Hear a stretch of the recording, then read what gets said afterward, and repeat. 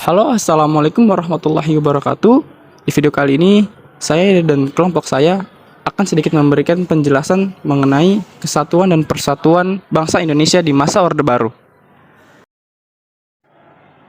Pada masa Orde Baru, sistem pemerintahan tetap berdasarkan Undang-Undang Dasar Negara Republik Indonesia tahun 1945, yaitu sistem presidensial.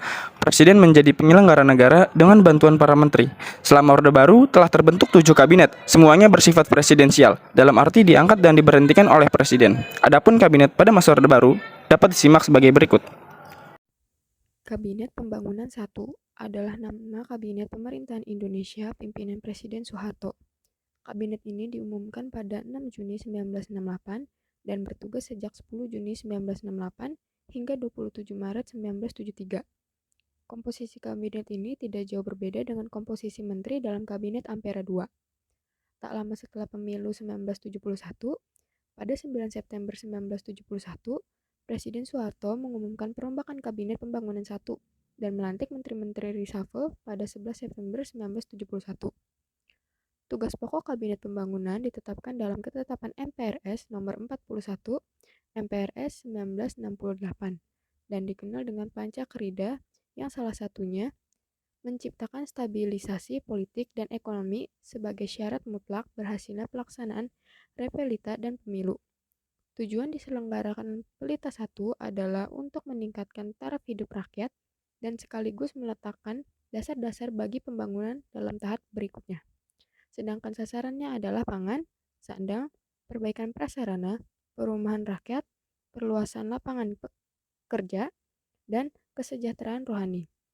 Titik berat Pelita 1 adalah pembangunan bidang pertanian sesuai dengan tujuan untuk mengejar keterbelakangan ekonomi melalui proses pembaharuan bidang pertanian karena mayoritas penduduk Indonesia masih hidup dari hasil pertanian. Kabinet Pembangunan II adalah nama Kabinet Pemerintahan Indonesia pimpinan Presiden Soeharto dan Wakil Presiden Hamengkubuwono IX. Kabinet ini diumumkan pada 27 Maret 1973 dan bertugas sejak 28 Maret 1973 hingga 29 Maret 1978. Pada masa kabinet ini dimulailah Pelita II 1 April 1974 sampai dengan 31 Maret 1979. Sasaran yang hendak dicapai pada masa ini adalah pangan, sandang, perumahan, sarana, dan prasarana. Mensejahterakan rakyat dan memperluas lapangan kerja, Pelita II berhasil meningkatkan pertumbuhan ekonomi rata-rata penduduk 7% setahun. Perbaikan dalam hal irigasi, di bidang industri juga terjadi kenaikan produksi. Lalu banyak jalan dan jembatan yang direhabilitasi dan dibangun. Pada masa kabinet ini juga terjadilah peristiwa Malapetaka 15 Januari, yaitu pada tanggal 15 Januari 1974 yang bertetapan dengan kedatangan Perdana Menteri Jepang Kakue Tanaka ke Indonesia. Peristiwa Malapetaka 15 Januari adalah peristiwa demonstrasi mahasiswa dan kerusuhan sosial yang terjadi pada 15 Januari 1974.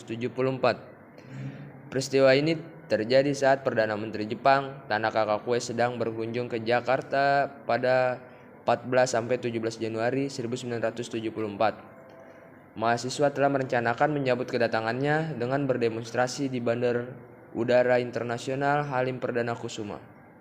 Karena dijaga ketat, rombongan mahasiswa tidak berhasil untuk menerobos masuk pangkalan udara.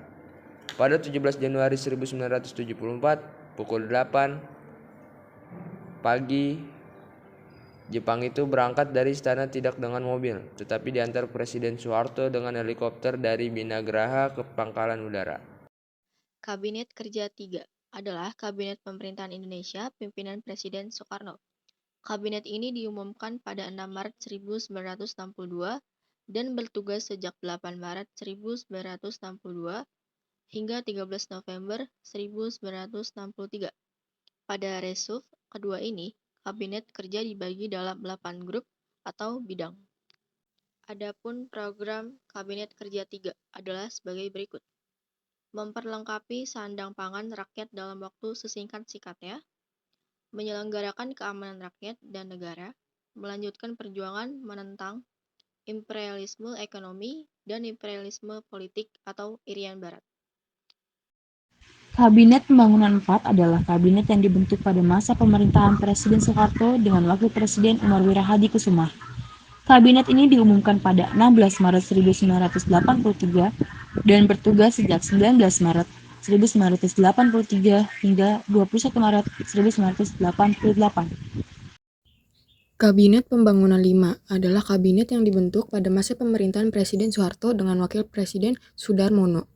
Kabinet ini diumumkan pada 21 Maret 1988 dan resmi dilantik pada 23 Maret 1988 dan masa baktinya berakhir pada 17 Maret 1993. Adapun pancakerida Kabinet Pembangunan 5 adalah sebagai berikut. Yang pertama ada melanjutkan, meningkatkan, memperdalam, dan memperluas pelaksanaan pembangunan nasional sebagai pengalaman Pancasila yang bertumbuh pada trilogi pembangunan dan ketahanan nasional. Yang kedua, meningkatkan disiplin nasional yang dipelopori oleh aparatur negara menuju terwujudnya pemerintahan yang bersih dan berwibawa. Yang ketiga, membudayakan ideologi Pancasila, demokrasi Pancasila, dan P4 dalam kehidupan bermasyarakat, berbangsa, dan bernegara. Yang keempat, melaksanakan politik luar negeri yang bebas, aktif untuk kepentingan nasional. Yang kelima, melaksanakan pemilihan umum yang langsung, umum, bebas, dan rahasia dalam tahun 1992. Kabinet Pembangunan 6 adalah kabinet yang dibentuk pada masa pemerintahan Presiden Soeharto dan Wakil Presiden Tri Sutrisno pada masa bakti 1993 sampai 1998. Kabinet ini diumumkan pada 17 Maret 1993 dan resmi dilantik pada 19 Maret 1993 dan masa baktinya berakhir pada 11 Maret 1998. Kabinet Pembangunan 7 adalah kabinet pemerintahan Indonesia yang dibentuk pada masa pemerintahan Presiden Soeharto yang masa jabatannya paling singkat, yaitu 16 Maret sampai dengan 21 Mei pada tahun 1998. Masa bakti kabinet ini seharusnya berakhir pada Maret 2003. Namun karena terjadi demonstrasi mahasiswa dan kerusuhan massal 1998 akibat krisis ekonomi yang melanda Indonesia yang berujung pada pengunduran diri Soeharto dari jabatannya pada tanggal 21 Mei 1998 dan diangkatnya Wakil Presiden B.J. Habibie sebagai Presiden baru. Mengakibatkan kabinet ini menjadi demisioner sebagai penggantinya. Pemerintahan Indonesia dilanjutkan oleh Kabinet Reformasi Pembangunan. Korupsi, kolusi, dan nepotisme atau bisa disebut KKN, kekuasaan yang terpusat dan nyaris tak terkontrol membuat merebaknya korupsi, kolusi, dan nepotisme. Keadaan ini membawa rakyat pada kesengsaraan, terutama yang termasuk ekonomi menengah bawah. Kekuasaan Orde Baru berakhir setelah munculnya gerakan perlawanan rakyat terhadap kekuasaan Soeharto melalui gerakan reformasi. Akhirnya, Soeharto mundur dari jabatan presiden pada tanggal 21 Mei 1998 dan digantikan wakil presidennya yaitu B.J. Habibie sebagai Presiden RI ketiga.